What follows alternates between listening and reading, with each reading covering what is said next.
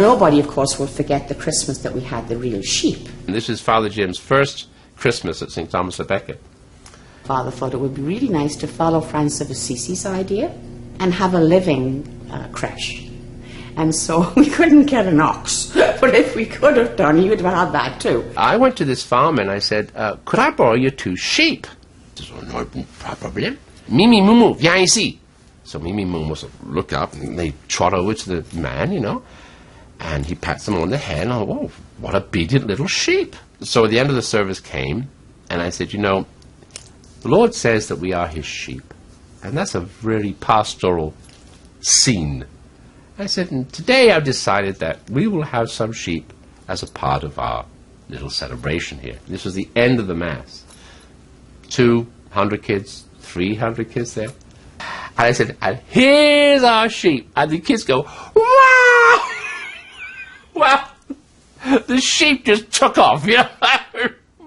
Here, there, and thither. There was some kids running after, Mimi, Mumu, viens ici. Well, of course, I was the wrong man because I wasn't the shepherd. They weren't going to listen to me or anybody else for that matter. Eventually, when everybody calmed down, everybody had left. I guess it was the last Mass because we were cleaning up. And there was a lot of cleaning up to do. So we had these brushes and these little round balls are rolling here, there, and thither, you know. And Jim is standing there, Father Jim is standing there, and he's cleaning up. And that's one thing about Father Jim, he was not adverse to work. You know, if there was work to do, he'd roll up his sleeves and get it done. So we're cleaning up, and he said in his typically low-key way, well, mate, I think we'll give this a miss next year. There have been a lot of fun times in the parish. At one time, the parish had 2 hockey teams. We invited in the Flying Fathers from Ontario to play us in a benefit game. The point of the game was to raise money for Tegucigalpa in Honduras because they were building a waterway system down from the mountains into the village. We played the Flying Fathers, set an attendance record at the Civic Center, and we raised, I think, something like $14,000. That was a real good venture. A lot of work went into it. But I can tell you the Flying Fathers beat the devil out of us. We couldn't compete with them. They're too good for us. And Father Santan. We can't forget Claude Father Claude Santan. Yeah. Right. He was known more as Father Claude. He was a very special priest with his own type of spirituality. One of his habits was that if he ever got invited to go for dinner, to go somewhere for dinner. Father Santan was never invited. He invited himself. Maybe both. Father Claude used to come and now and again for supper. He'd always take his shoes off and have a little rest. But if he went to someone's place for dinner and he never even waited to see what was on the menu, he would tell, I'll go and I eat anything except chicken. So you knew he didn't eat chicken. That's just a funny part to remember about Father Santan. Yes, talking about Father Claude, on that day when I came in, the door was open. I seen his car outside, you know. So I came in and I said, anybody here? I didn't see anybody. I went in the back with keep the vestments, and he's standing up and he's got his pants down to the floor, and he had pink and blue underwear on. And he was standing in a puddle of water, you know. So I looked around. I thought maybe he had a dame or something there with him. Finally, I got it out of him what happened to him. And he decided he was going to go in the car wash and get his car washed. So anyway, he forgot to close the window. He's going on, you know, and so the whole side of the car was open. He said, I tried to open the door and the water pushed me back. Father Claude, I remember him coming over to our house, eating a meal. After the meal, he says, I was wondering if I could take a nap. What, you know, like you have a bed, you know, now you have a bed. I know you have a bed in the house. Could I take a nap and then go to sleep? So he slept in the bedroom, my bedroom actually, and so that was interesting.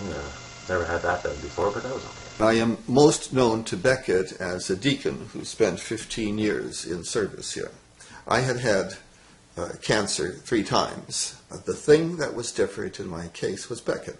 When this was happening to me, Father Cahill knew, and this parish prayed. And in the end, the medical people said, this is not a medically explainable thing.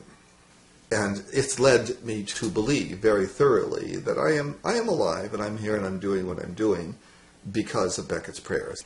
So when I decided I would go ahead and accept the diaconate, I did that with this sense of gratitude for what had already been done. As a deacon, I had probably the best position in the diocese. I was here, I had a role at the Mass, I preached on a regular basis, and I was able to exercise, whatever, in a sense, whatever I wanted to in the way of spiritual benefit. And the deacon had more of a different aura about him. He was more of an outward type of person. He was more extroverted, whereas Father Jim was sort of humble. They kind of switched positions a lot. Like the deacon almost became the priest and Father Jim became the deacon. And on a few occasions we joked about that. Father Jean Flaherty was a Carmelite priest who had a lot of physical energy that he needed to burn. He always seen around the parish walking and visiting families. He had to do this in order to keep himself busy. You would see him walking in the middle of a snowstorm with his toque on, with a bunch of cards in his hands, covered with snow, as he was visiting homes that usually it was late in the afternoon or early in the evening that he would do that because families were home at that time. A friend of mine who belonged to the parish at the time was giving me a home permit in my kitchen. The doorbell rang. And my son went, and he said, Mom, it's the priest. I said, oh, Father, you can't come in here. They smell him. That's okay. I don't mind that. That was my meeting with Father Jean O'Flaherty, with having a permanent, with the smell of that. And that's where I met him, and he was our family friend until he left here. I was his cook. As secretary, you were asked to do a number of things, and one of them was to cook for Father Jean. This was still at Paschal Street. I'd have to get rid of my work as quickly as possible, because he wanted to eat at 5 o'clock, and I'd trundle down to Metro in my lunch hour and get him whatever the menu was for the day, cook it up and feed him and take off. What was vacuuming and cooking, I think the secretary job has evolved a bit better, do you think? Jean Flaherty was one that used to be very, very short and concise. His preaching would not last any much longer than 6 minutes, and in most cases, especially weekly masses, he would talk maybe even less than that. His sermon would involve sports most of the time. He loved sports, so he could associate any part of the Gospels to a sport, and a lot of people found that interesting. Father Shaw got me involved in Liturgy of the Word for Children. It really started out as a program to catechize children going to the non-Catholic schools. And then everybody wanted to come. All the children from Beckett wanted to come to liturgy. So we decided to, instead of having it only at one Mass, to include all the Masses on Sunday morning and provide a program for them. So we started out with about 10 or 12 children, and during part of the time that I was here, we went as far as 250 children with 20 teachers. So it was just a marvelous program, having the little ones with us up from the beginning of Mass until after the homily, and then it would go back into the church to take part in the remainder of the service, and of course sing the Our Father, which I see they're still singing, which is very wonderful for me to hear. Another duty of mine, or something that I introduced to the parish, was Vacation Bible School, and we had that, I think, about 6 years, 2 weeks in the summer, where the children came from about 9 till about 2 in the afternoon, and they did all kinds of wonderful things, learning about the scriptures and having fun and games as well. We had our first Christmas concert 20 years ago, and it's been going ever since, and it's become, I think, a part of the parish Advent activities, you know. So I'm happy about that. It's a chance for all the musical groups in the parish to get together and perform as one.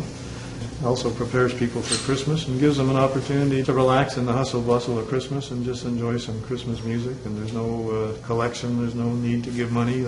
There's enough of that at Christmas time, and so we've always made it a policy to make sure that there's no charge for the Beckett Christmas concert.